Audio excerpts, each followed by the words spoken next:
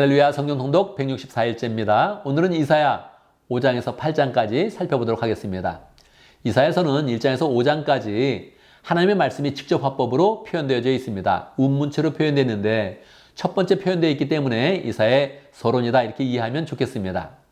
이사야 6장에서 8장까지는 이사야가 소명받은 내용과 이사야의 전체적인 역사적 배경이 기록되어져 있습니다. 이사야서는 두 번에 걸쳐서 소설적으로 역사적 내용이 기록되어져 있는데 이것이 이사야의 첫 번째 기둥이다 이렇게 생각을 하면서 음미를 하면 좋겠습니다. 이사야서 5장에 보면 포도원에 대한 그런 노래가 기록되어져 있습니다. 하나님은 이스라엘 백성을 포도원으로 비유했습니다. 하나님이 포도원을 가꾸고 있습니다. 그렇다면 포도원에서 좋은 그런 포도나무가 열매를 잘 맺혀야 되죠. 그런데 이 이스라엘 백성이 죄악을 저지르고 있으니 하나님이 기대하는 것과 다르게 들포도가 지금 열리고 있다. 그렇게 이야기를 하고 있습니다. 하나님의 안타까운 그런 그 마음을 표현하고 있는 것이죠. 그러면서 8절 이하에 보면 이스라엘 백성들이 얼마나 사치스러운지 또 악행을 얼마나 많이 하는지 그 백성들이 얼마나 많은 죄악들을 짓고 있는지 나열을 하면서 하나님의 안타까운 그런 그 마음을 표현하고 있습니다. 6장에 보면 이제 이사야가 소명받는 그런 내용을 보여주고 있죠. 이사야는 환상 가운데 하늘나라로 가게 됩니다. 거기는 보좌에 앉으신 하나님의 거룩한 그런 모습이 나타나고 있죠. 천사들이 앞에 있는데 스랍 천사들이 날개를 흔들면서 하나님이 거룩하다 거룩하다 거룩하다 하면서 거룩의 그런 찬송을 부릅니다. 이 거룩한 곳에 이사야가 왔을 때 어떤 마음이 들었겠습니까? 나는 부정한 백성 중에 있었던 그런 사람인데 내가 이렇게 거룩한 곳에 왔으니 나는 죽게 되었다 그렇게 탄식을 하게 됩니다. 그때 스랍 천사 하나가 그 제단 속에 있는 그런 숯불 하나를 가지고 옵니다. 빨간 숯불을 가지고 와서 이사야의 입술을 찢어줍니다. 그러면서 이제 내 입술의 죄가 다 사해졌고 너는 거룩하게 되었다. 그렇게 이야기합니다. 이사야는 이제 안심하고 있을 때 보좌에 앉으신 하나님께서 말씀을 하십니다. 내가 이 백성에게 선지자를 보낼 것인데 과연 누가 갈꼬? 그렇게 이야기합니다. 그때 이사야는 담대하게 이야기하죠. 주님 제가 여기 있습니다. 저를 보내주십시오. 그렇게 이야기합니다. 이때 하나님께서 이사야에게 말씀을 주십니다. 어떤 말씀을 주셨을까요?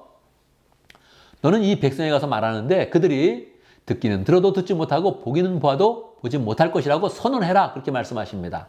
그러면서 말씀하시는 것입니다. 너는 이 백성이 듣기는 들어도 깨닫지 못하고 보기는 보아도 깨닫지 못하게 만들어라. 그렇게 이야기합니다. 왜요? 그들이 가볍게 듣고 가볍게 보면서 구원을 받을까 염려하기 때문이다. 그렇게 설명을 해줍니다. 무슨 뜻입니까? 이 말씀은 공간복음에 인용이 되어 있고요. 예수님도 이 말씀을 인용하고요. 사도행전에서 이디오피아 내시가 예루살렘에 왔다가 곡으로 돌아가면서 읽었던 그런 성경이 바로 이 구절인 것입니다. 그러니까 성경이 여러 번 인용이 된 그런 구절입니다. 복음의 그런 신비를 많이 담고 있다는 것이죠. 왜 하나님은 사람들이 듣고 보면서 고침을 받을까 염려를 했을까요? 이것은 복음의 중요성을 강조한 것입니다. 복음은 전심을 다해서 받아들이면서 고침을 받아야 되는데 복음이라는 게 너무 간단하지 않습니까? 예수만 믿으면 된다. 믿으면 구원받는다. 그렇지 않습니까? 행위는 악한데 지금 죄악을 계속 저지르고 있으면서 나 예수님 믿는다. 그래서 구원의 길로 갈까 두렵다는 것입니다. 하나님이 기대하는 것은 무엇입니까? 사람의 행동이 바뀌고 마음이 바뀌고 예수님을 온전히 받아들여서 좋은 열매를 거두면서 구원을 받아야 된다는 것이죠. 그런데 이렇게 하나님께서 그들이 고침을 받을까 두려워한다고 이렇게 부정적인 메시지를 주니까 이사야가 묻습니다. 주님 이것이 언제까지입니까? 이렇게 묻습니다. 그때 하나님께서 말씀해 주시죠. 이 백성이 포로로 잡혀가고 이 땅이 황폐하게 될 때까지다. 그렇게 이야기해 주시는데 항상 말씀드렸죠. 심판의 메시지가 나오면 항상 구원의 메시지가 같이 나온다 그랬습니다. 그래서 하나님께서 또 말씀해 주시는 것입니다. 내가 황폐해질 때까지 이 말씀을 전해야 되는데 이제 그때는 사실은 나무가 잘리면 구루터기가 있는 것처럼 거룩한 씨가 남아서 이 백성들 가운데 남은 자들이 거룩한 그런 씨가 될 것이다. 그렇게 이야기합니다. 무슨 뜻입니까? 그들이 다 포로로 잡혀가고 황폐하게 되어도 거룩한 그런 사람들이 남아서 결국 하나님의 구원의 그런 역사가 풍성하게 이루어질 것이다. 그렇게 약속하고 있는 것이죠. 7장에 보면 이사야의 그런 역사의 배경이 나오고 있습니다. 당시는 아수 왕 때였는데 북이스라엘의 베가 왕이 시리아 왕과 연합을 해서 쳐들어왔습니다. 한 나라만 쳐들어와도 어려운데 연합군이 쳐들어오면 유다가 감당하기 너무 어렵겠죠. 굉장히 혼란스럽고 마음의 두려움이 있었을 것입니다. 이때 하나님이 이사야 선지자를 그에게 보냅니다. 걱정하지 말아라. 내가 이 군사를 다 물리치게 할 것이다. 두려워하지 말아라. 그렇게 말씀을 해주십니다. 그러면서 하나님이 한 말씀을 더 해주십니다. 너는 징조를 구해라. 그렇게 이야기했는데 아스왕은 나는 하나님을 시험하지도 않고 징조를 구하지도 않겠습니다. 그렇게 이야기합니다. 신앙이 좋아서일까요? 아닙니다. 아스왕은 신앙이 좋은 사람이 아니었기 때문에 인간적인 대비책을 가졌던 것입니다. 저 북쪽에 있었던 아시리아에게 뇌물을 주고서 쳐들어와서 결국 이 원군이 와서 이 군사들을 물리쳐 주십시오. 그렇게 이야기를 한 것입니다.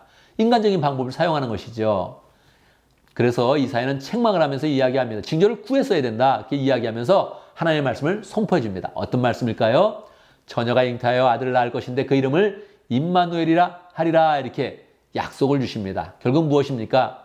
하나님의 구원은 결국 이 군사들을 물리쳐 줄 것인데 결국 하나님의 구원은 예수 그리스도가 오실 때, 메시아가 오실 때 성취가 될 것이다. 그렇게 이야기를 해주고 있는 것입니다. 8장에 보면 이사야가 결혼을 합니다. 결혼할 때 하나님께서 또 명령을 하십니다.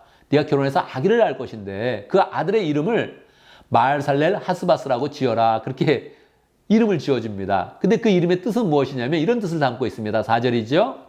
이 아이가 아빠 엄마라고 부르기 전에 아스리아 왕이 쳐들어오게 될 것이다. 그래서 먼저 너희가 의지하고 있는, 너희가 생각하고 있는 그런 나라들의 그런 쳐들어와서 전리품을 뺏어갈 것이다. 그렇게 이야기하고 있는 것입니다. 다마스커에서 재물을 뺏어갈 것이며 사마리아에서 또 빼앗은 그런 전리품을 가져갈 것이다. 그렇게 이야기를 하는 것입니다. 결국은 다마스커스를 치고 사마리아를 치고 결국 어디를 친다고요? 너 유다를 치게 될 것이다. 유다는 어느 나라입니까? 아수르에게 원군을 청했던 그런 나라입니다. 그렇지만 그들이 와서 너를 도와주는 것이 아니라 결국 너희를 치게 될 것이다. 그렇게 이야기하고 있는 것입니다. 그래서 하나님은 사람을 의지하지 말고 하나님을 의지해야 된다. 이렇게 이야기하는 것이죠. 이렇게 아수리아 침공에 대한 그런 그 예언은 36장에 가서 결국 아수리아가 치게 되면서 이제 이사야에서 역사적 그런 서술이 나오면서 두 번째 기둥을 이루게 되는 것입니다. 우리는 계속 이스라엘의 그런 위태로운 그럼 속에서 하나님께서 구원의 길을 내시고 특별히 예수 그리스도를 통해서 우리를 구원하시는 그런 그 내용을 보게 되는 것입니다. 감사합니다.